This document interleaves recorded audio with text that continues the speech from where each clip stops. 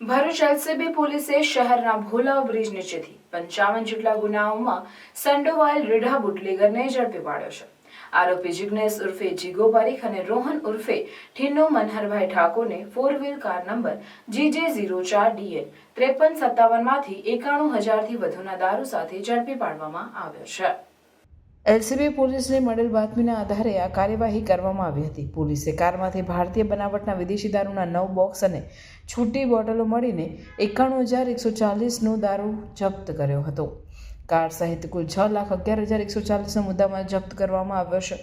SP મયુર ચાવડાના માર્ગદર્શન હેઠળ LCB PI MP વાળા અને પીએસઆઈ ડીએ તુવરની ટીમે આ કામગીરી કરી હતી. દારૂનો જથ્થો મોકલનાર દિવ્યેશ હરેશભાઈ કાલરિયા અને મંગાવનાર ચિંતન ઉર્ફે અક્ષય જસવંતભાઈ વસાવા હજુ ફરાર છે. મુખ્ય આરોપી જિગ્નેશની પૂછપરછમાં જાણવા મળ્યું કે તે 3 મહિના પહેલા પાનોલી પોલીસ સ્ટેશન વિસ્તારમાં કામધેનુ એસ્ટેટ 2માં પકડાયેલ વિદેશી દારૂના ગોડાઉન કેસમાં વોન્ટેડ હતો. આ બુટલેગર વિરુદ્ધ ભરૂચ અને આસપાસના જિલ્લાઓમાં કુલ 55 જેટલા ગુનાઓ નોંધાયેલા છે.